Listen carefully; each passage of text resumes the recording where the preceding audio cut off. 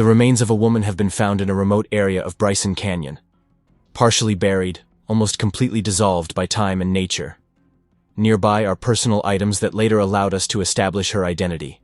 This is a woman who disappeared 6 years ago. Another set of remains found in a remote area of the Routt National Forest were heavily fragmented and partially skeletonized, making initial identification difficult. The body had lain in the open for at least 4 years, exposed to weather, animals, and natural decomposition. No traumatic injuries that would clearly indicate the cause of death could be found due to the condition of the body. But pathologists have not ruled out foul play. The lack of shoes and signs of an unnatural skeletal position led experts to believe that the body was moved after death. There were no signs of burial. The remains were lying in the open as if they were abandoned in a hurry. Dear viewers, in the next video releases, you will find very intriguing and confusing cases, and in order not to miss them, be sure to subscribe to the channel and please like the video. In the early 2000s, when cell phones had not yet replaced face-to-face communication and social networks were just beginning to penetrate everyday life, 3 women, Leanne Emery, Jennifer Markham, and Casey McLeod, were going their separate ways. They did not know each other. Their destinies were different, but all 3 were united by something more than just age or place of residence. Their lives, filled with hopes, disappointments, and self-searching, were typical of that time. A time when personal choices could lead a person in a completely unexpected direction. Born in one of the quiet corners of Arkansas, Leanne soon moved with her family to Colorado in the hope of a better life. She was a cheerful girl with a bright appearance, long brown hair, and an open look. Since childhood, Leanne was distinguished by sensitivity, which was combined with a slight naivety, a trait that sometimes made her vulnerable. She faced difficulties in her youth, including difficulties in her relationships with her parents and attempts to find her place in life. However, those close to her always said that she had a kind character and the ability to forgive. She had a nursing qualification, but she did not limit herself to one profession. Working as a nurse, selling in stores, servicing the gambling business in a casino, she tried herself in a variety of areas. This spoke of her thirst for activity and change, her desire to find her place in the sun. According to friends, she was very sociable, sincere, and ready to experiment, but inside there was uncertainty, caused by family disagreements. She often said that she felt outside her circle, looking for understanding and her own mission. Her diaries were filled with plans, traveling, exploring cultures, photography. All this reflected her desire for change. Leanne dreamed of going to Mexico, not as a tourist, but as an adventurer, free from the usual order. In the last months before her disappearance, she waited for a response from her photography course and wrote poems full of tender images, about sunrises, about the sensitivity of the universe. Her family describes her as talented, kind, but with a slight naivety that came out when it came to new acquaintances. That's how she left, leaving behind notes about how she wanted to become a person who lives, not survives. Jennifer Markham was born in Utah and moved to Denver in the early 2000s. She experienced the role of an adult early on. She helped the family, working from the age of 16. Day after day, she worked in a bakery, in the service industry, and later in a nightclub in Glendale to increase her opportunities. She was in her early 20s when she was left alone with a small son in her arms. A young mother, she was not afraid of difficulties.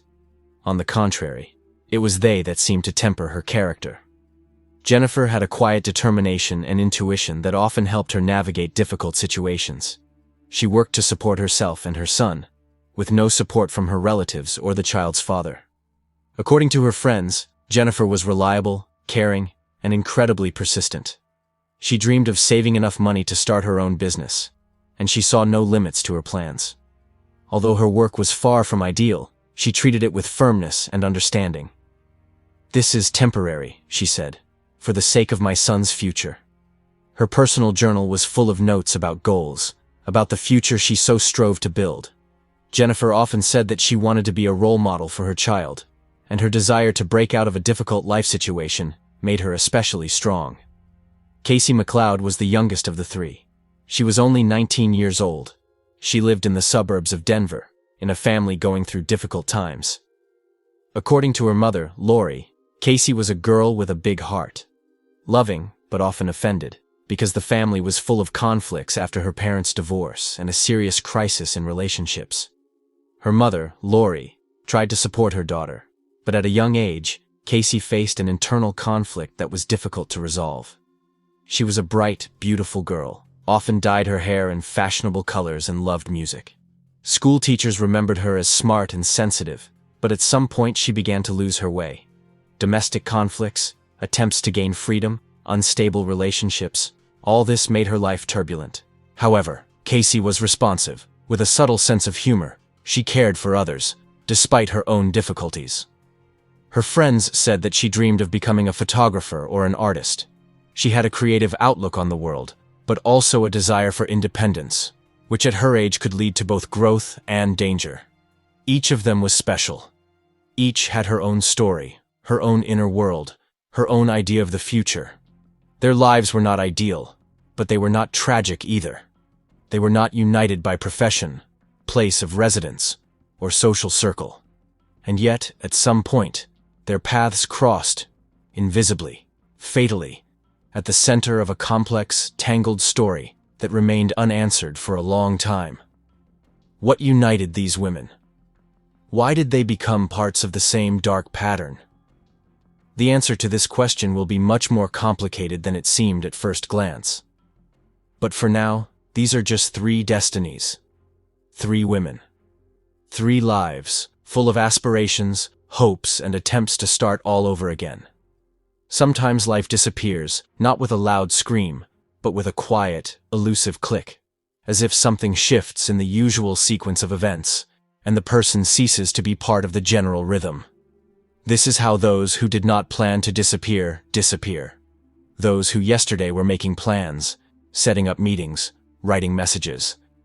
In early 2003, women began to disappear in the state of Colorado and its environs. Young, different in character and fate, but united by one thing. With each passing day, their absence became more and more difficult to explain. Leanne Emery was the first to disappear. Her father would later say that something in her voice then changed, as if she hoped, but at the same time feared something. She said that she was going on a trip, supposedly towards Mexico, with a man who offered her something like a joint trip, and even promised to show her some abandoned caves. Leanne was passionate about nature, history, and expeditions. Her dream was to become some kind of independent explorer.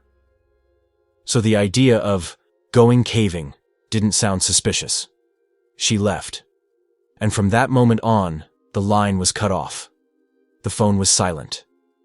Emails went unanswered. At first, her family thought she'd simply disconnected from the world. She'd done that before. But as the days turned into weeks, it became clear she hadn't just decided to disappear. Jennifer Markham was next. She was going through a difficult but seemingly manageable period in her life. A young mother working at a club in the Glendale area, dreaming of leaving the entertainment industry and starting a new business. Jennifer was persistent. She saved money, looked for investments, talked to people who promised to help. One of them was a mysterious man she was talking to more and more often. Her friends said he seemed serious, smart, and influential. It was he, according to Jennifer herself, who could have organized a meeting with potential partners.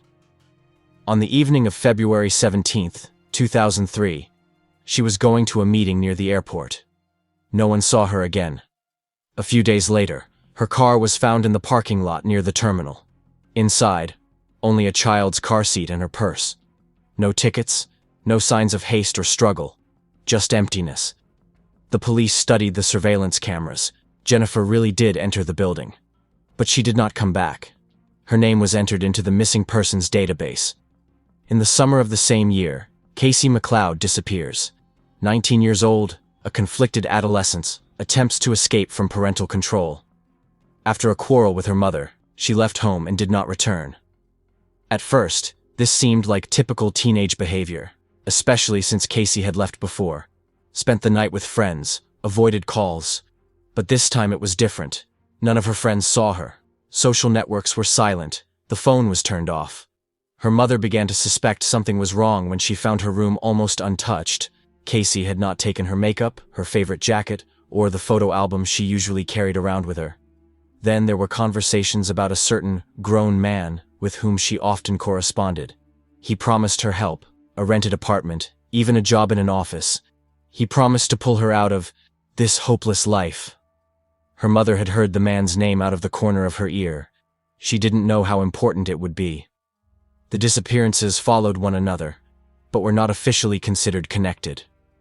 Each woman had her own biography, her own problems, her own environment. Missing persons officers, overloaded with dozens of similar cases, saw no reason to combine the cases. In addition, none of the victims had any recorded threats, and the lack of signs of a struggle or evidence did not give reason to believe that a crime was at stake. In words, just 3 women missing. In reality, it was the beginning of a dangerous network, the existence of which no one suspected at the time. And yet, the alarm grew. Relatives sounded the alarm in the media, tried to draw attention to their stories, united in online groups. They compared the chronology, found suspicious coincidences, but did not have a single fact that could confirm the connection. They wrote letters to the police, the prosecutor's office, the FBI. The answers were polite, but without specifics. Without evidence, there is no case. Several years passed, until a turn that came not from the investigators' offices, but from the wilderness.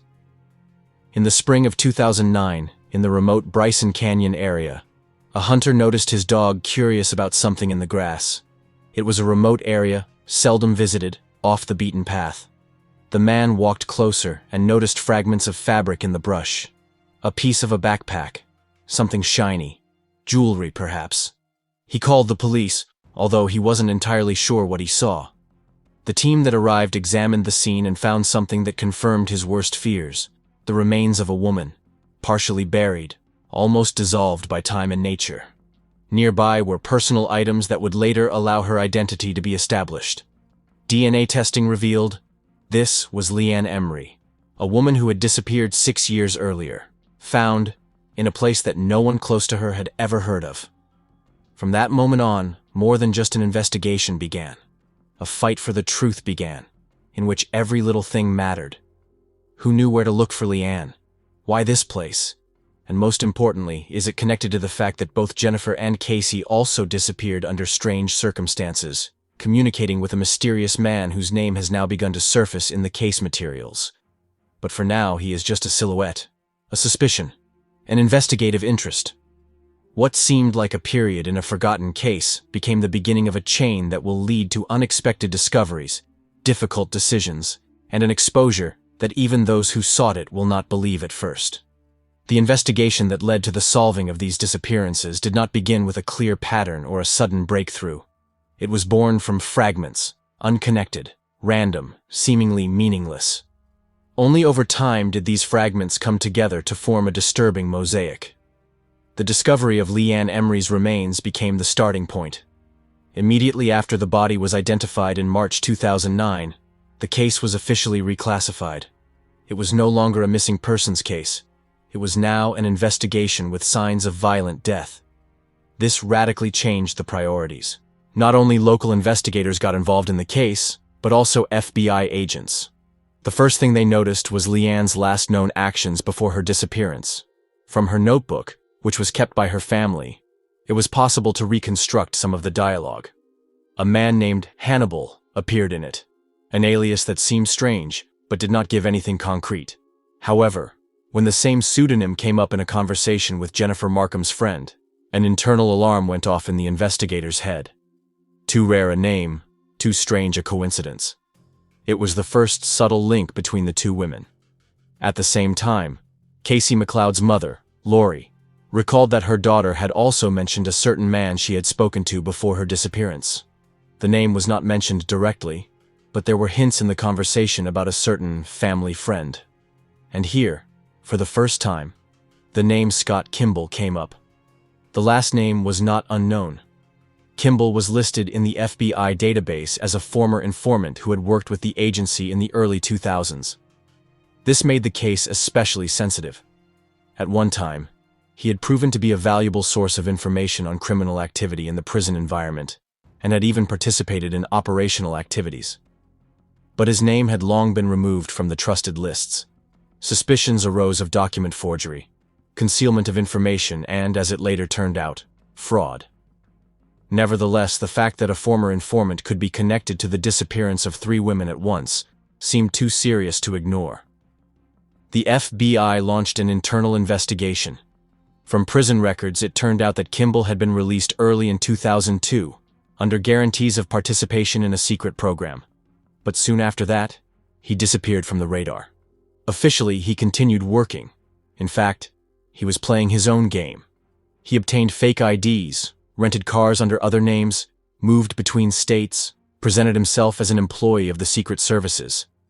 The handwriting of a confident manipulator was becoming increasingly clear. Investigators followed the line of contacts.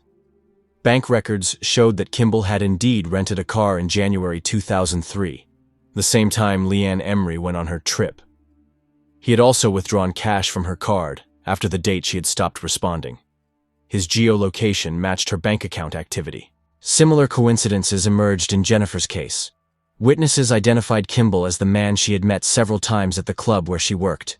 Moreover, airport security footage showed that Kimball had been in the same building a few hours before she disappeared. The investigation was gaining momentum. The FBI had opened all the cases in which Scott Kimball's name had been mentioned at least once, and it turned out that he was involved in more than just Leanne, Jennifer, and Casey's cases.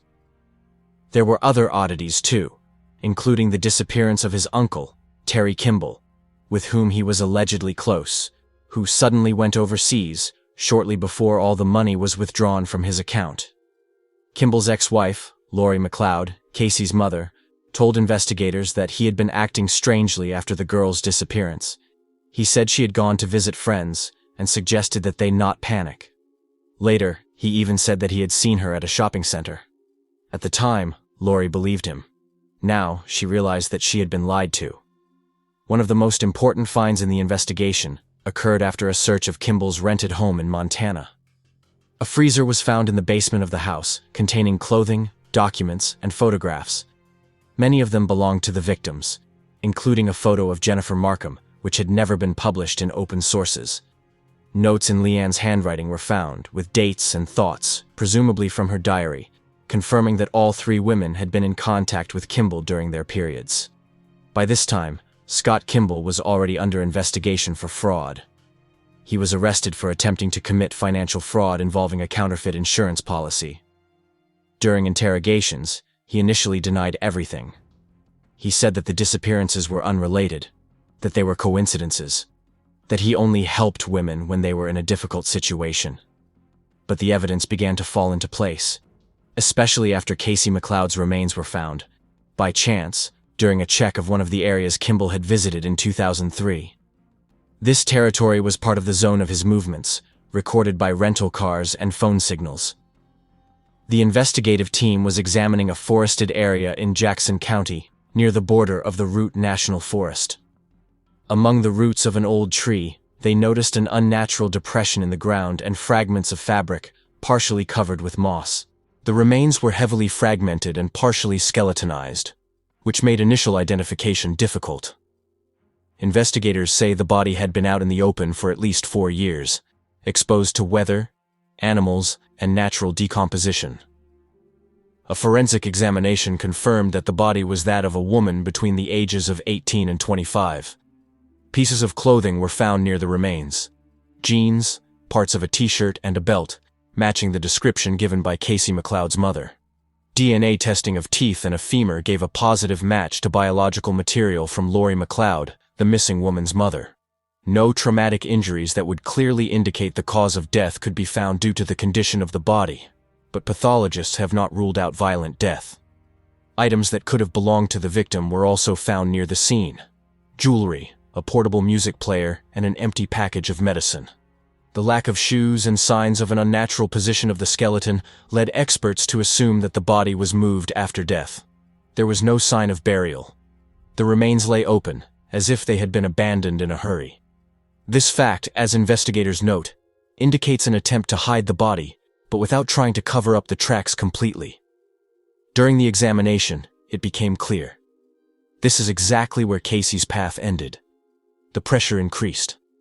Investigators used every opportunity. They analyzed cell phone data, raised old reports, interviewed witnesses years later.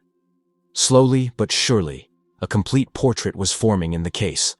Not just a suspect, but a serial manipulator who used trust, charisma, and status to get close to victims.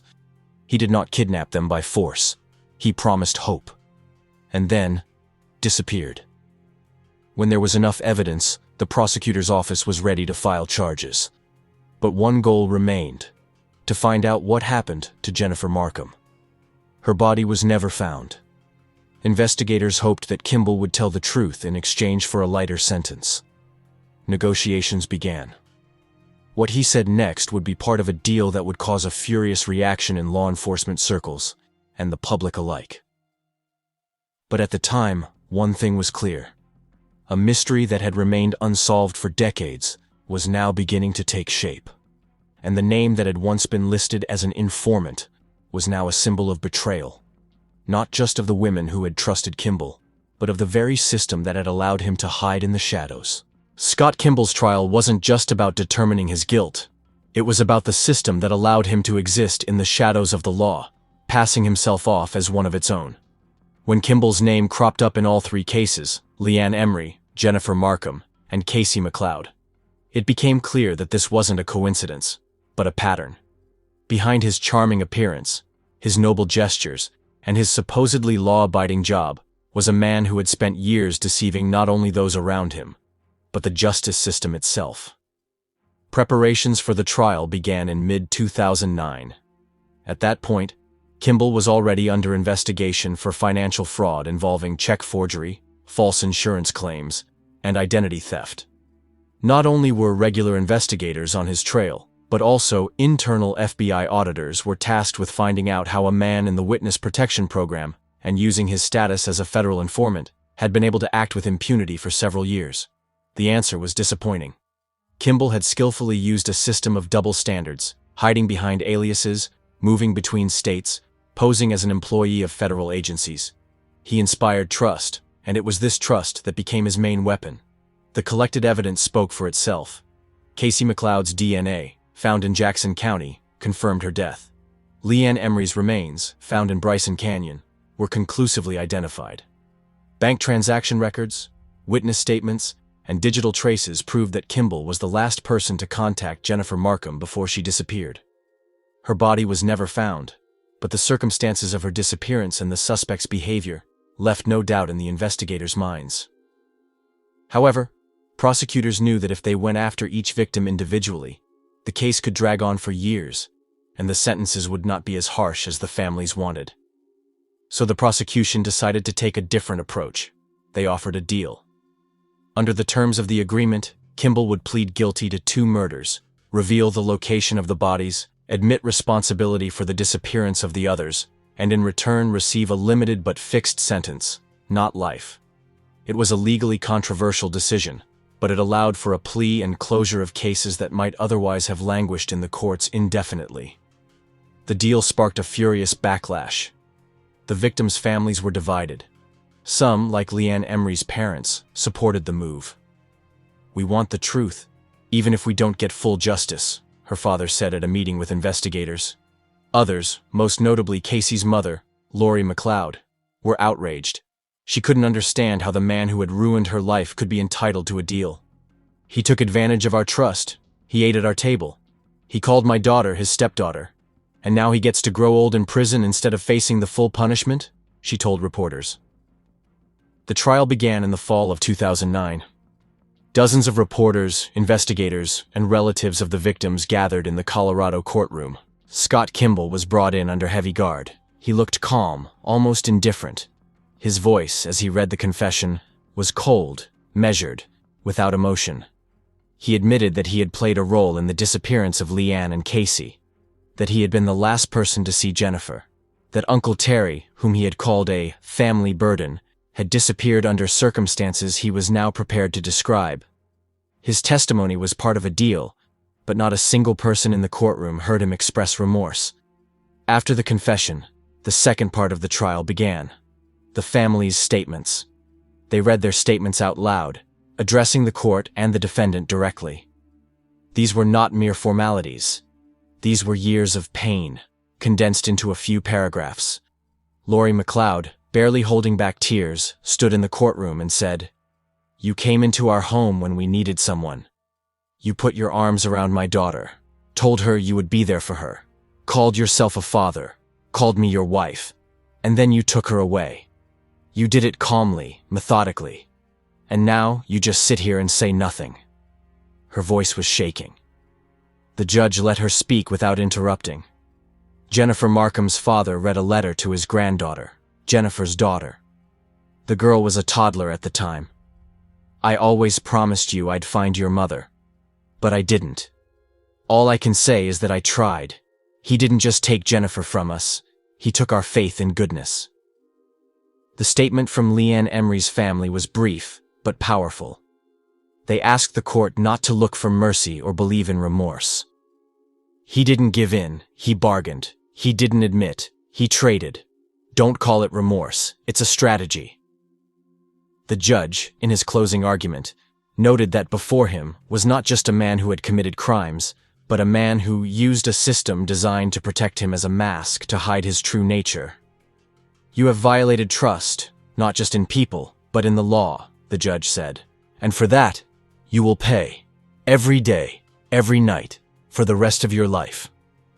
On October 6, 2009, the judge announced his sentence. Scott Kimball was found guilty of 2 counts of second-degree murder and sentenced to 70 years in prison. Under the terms of the plea deal, he could not seek a retrial until 2056. He would be nearly 90 years old at that point. Following his trial, Scott Kimball was transferred to a maximum security federal prison. The location of his facility is kept secret as a security measure. He is serving his sentence in isolation, without the right to correspondence or make public statements. His name has disappeared from the press, but not from the memories of those whose lives he ruined. This trial has shown how difficult it is to believe that the person sitting at your desk could be holding a secret. How important it is to fight to the end, even when the system seems to be against you. Because the truth, even if it takes years to come, still gives hope. And hope, no matter how long it takes, is always stronger than fear.